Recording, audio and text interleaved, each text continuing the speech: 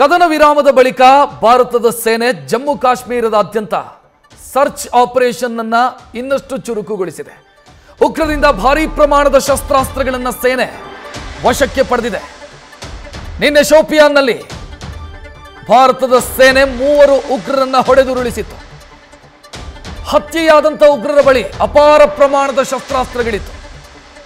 ರೈಫಲ್ಸು, ಬುಲೆಟ್ಗಳು, ಗ್ರೆನೇಡ್ಸು, ಇನ್ನು bullet proof jacket, smart watch, phone, gadget ಇದೆಲ್ಲವನ್ನ ಕೂಡ ಸೇನೆ ವಶಕ್ಕೆ ಪಡೆದಿದೆ.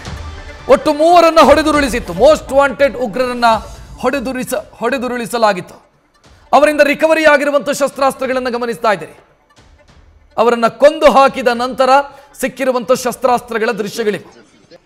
ಹ್ಯಾಂಡ್ ಗ್ರೆನೇಡ್ಸ್ ಇದಾವೆ, ಬಂದೂಕುಗಳಿದಾವೆ, ಜೊತೆಗೆ ಸ್ಮಾರ್ಟ್ ಫೋನು, ಸ್ಮಾರ್ಟ್ ಗ್ಯಾಜೆಟ್ಸು ಬಳಸ್ತಾ ಇದ್ರು ಉಗ್ರರು ಅನ್ನೋದು ಕೂಡ ಗೊತ್ತಾಗಿದೆ. ಬುಲೆಟ್ ಪ್ರೂಫ್ ಜಾಕೆಟ್ ಕೂಡ ಉಗ್ರರು ಹೊಂದಿದ್ರು. ಅಲ್ಲಿಗೆ ಉಗ್ರರನ್ನ ಚೂ ಬಿಡ್ತಾ ಇರೋದು ಯಾರು ಭಾರತದ ಮೇಲೆ ಅನ್ನೋದಕ್ಕೆ ಸ್ಪಷ್ಟ ಸಾಕ್ಷ್ಯಗಳು ಸಿಗ್ತಾನೆ ಇದ್ದಾವೆ.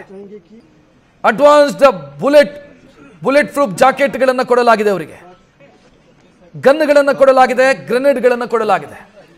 ಎಲ್ಲಿಂದ ಬರ್ತಾ ಇದೆ? ಸಪ್ಲೈ ಆಗ್ತಾ ಇರೋದು ಪಾಕಿಸ್ತಾನದಿಂದ ಅನ್ನೋದಕ್ಕೆ ಯಾವ ಅನುಮಾನವೂ ಬೇಡ.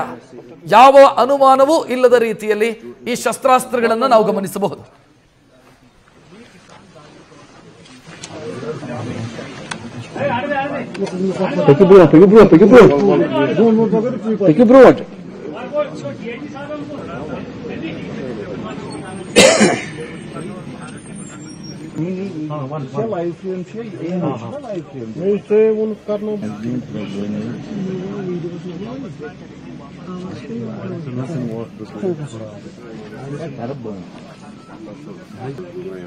मिल रहा है ना फ्रेम, ये देख लीजिए.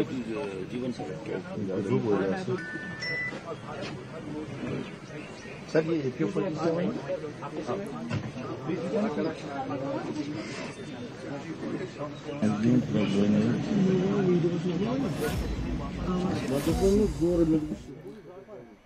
ನಿನ್ನೆ 3 ಉಗ್ರರನ್ನ ಭಾರತದ ಸೈನಿಕರು 72 ಕನ್ಯೆಯರ ಬಳಿ ಪಾರ್ಸೆಲ್ ಕಳಿಸಿದ್ದಾರೆ. ಆ 3 ಬಳಿ ಪತ್ತೆಯಾಗಿರುವಂತಹ ಶಸ್ತ್ರಾಸ್ತ್ರಗಳನ್ನು ಗಮನಿಸ್ತಾ ಇದ್ದೀರಿ. ಭಾರೀ ಪ್ರಮಾಣದ ಶಸ್ತ್ರಾಸ್ತ್ರಗಳು ಪತ್ತೆಯಾಗಿದೆ. ಪ್ರಮುಖವಾಗಿ ಗನ್ಗಳನ್ನು ಕೂಡ ನೀವು ಗಮನಿಸಬಹುದು. ಹ್ಯಾಂಡ್ ಗ್ರೆನೇಡ್ಗಳಿದ್ದಾವೆ, ಜೊತೆಗೆ ಬುಲೆಟ್ ಪ್ರೂಫ್ ಜಾಕೆಟ್ಗಳಿದ್ದಾವೆ. ಈ ಉಗ್ರರನ್ನ ಸಾಕಿ ಬೆಳೆಸಿ ಭಾರತದ ಕಡೆಗೆ ಚೂ ಬಿಡುವಂತ ಕೆಲಸವನ್ನ ಪಾಕಿಸ್ತಾನ ಮಾಡ್ತಿದೆ ಅನ್ನೋದಕ್ಕೆ ಸ್ಪಷ್ಟ ಸಾಕ್ಷ್ಯಗಳು ಕೂಡ ಸಿಗ್ತಾ ಇದ್ದಾವೆ. ಅವರಲ್ಲಿರುವಂತಹ ಶಸ್ತ್ರಾಸ್ತ್ರಗಳೆಲ್ಲವೂ ಕೂಡ ಪಾಕಿಸ್ತಾನದಿಂದಲೇ ಸಿಕ್ಕಿರೋದು ಅನ್ನೋದು ಕೂಡ ಗೊತ್ತಾಗಿದೆ. ನೋಡ್ತಾ ಇದ್ದೀರಿ, ಅವರ ಬಳಿ ಇದ್ದಂಥ ಬುಲೆಟ್ ಪ್ರೂಫ್ ಜಾಕೆಟ್ಗಳನ್ನು ನೀವು ಗಮನಿಸಬಹುದು. ಅಂದರೆ ಗುಂಡಿನ ಚಕಮಕಿ ಆಗೋ ಸಂದರ್ಭದಲ್ಲಿ ಯಾವುದೇ ರೀತಿ ಅವರಿಗೆ ಅಪಾಯ ಆಗಬಾರದು ಅನ್ನೋ ರೀತಿ ಬುಲೆಟ್ ಪ್ರೂಫ್ ಜಾಕೆಟ್ಗಳನ್ನು ಕೂಡ ಅವರು ಹೊಂದಿದ್ರು ಉಗ್ರರು. ಆ 3 ಸತ್ತು ಹೋದಂಥ ಉಗ್ರರ ಫೋಟೋವನ್ನು ಕೂಡ ನೀವು ಗಮನಿಸ್ತಾ ಇದ್ದೀರಿ. ಅವರ ಬಳಿ ಇದ್ದಂಥ ಶಸ್ತ್ರಾಸ್ತ್ರಗಳ ದೃಶ್ಯಗಳಿವೆ.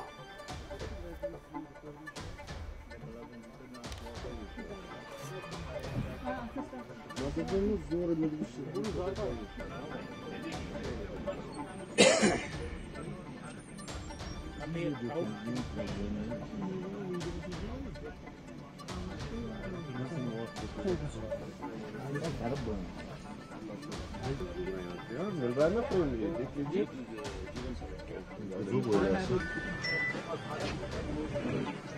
सर ये AK-47 मालम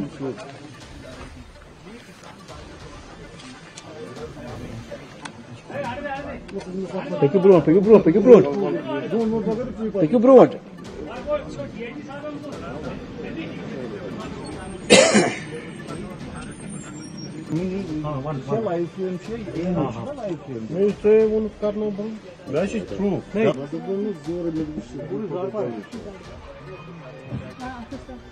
Malam.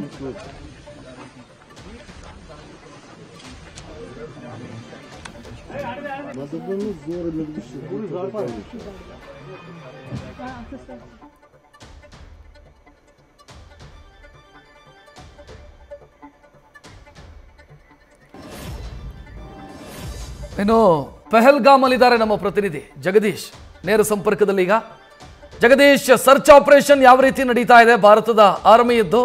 3 ಜನ್ನತಿ ಕಳಿಸಿರೋದು, 72 ಕನ್ಯೆಯರ ಬಳಿ ಕಳಿಸಿರೋದನ್ನು ಗಮನಿಸ್ತಾ ಇದೀವಿ. ಅವರ ಬಳಿ ಅಪಾರ ಪ್ರಮಾಣದ ಶಸ್ತ್ರಾಸ್ತ್ರಗಳನ್ನ ಕೂಡ ನೋಡಿದ್ವಿ.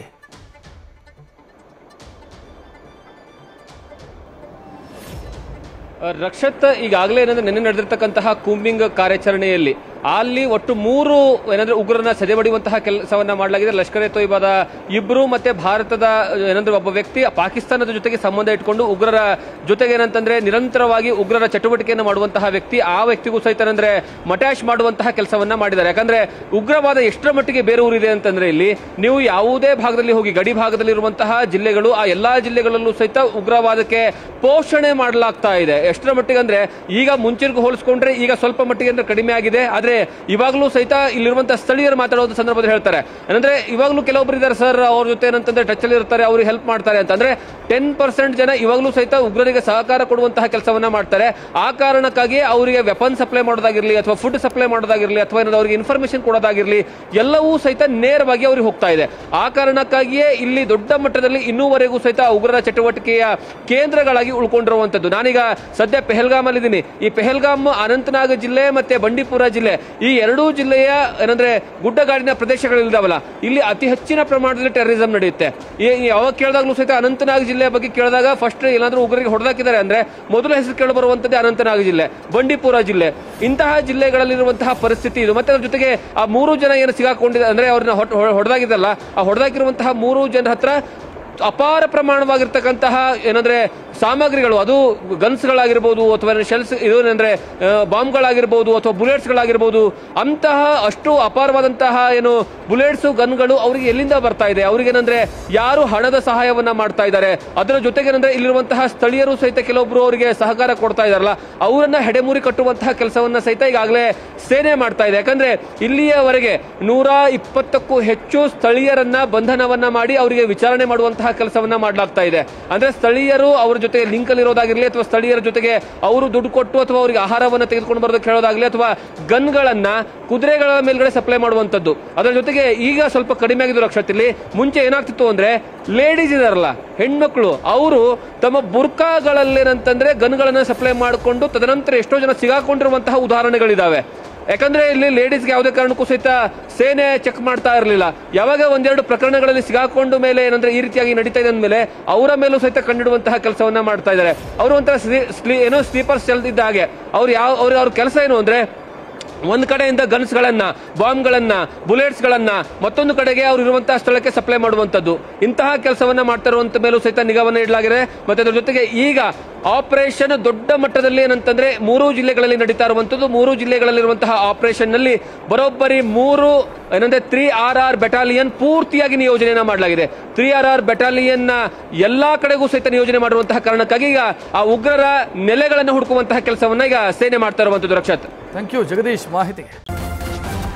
ನ್ಯೂಸ್ ಫಸ್ಟ್, ನಿರ್ಭೀತಿಯಿಂದ ನಿಮ್ಮ ಪರವಾಗಿ.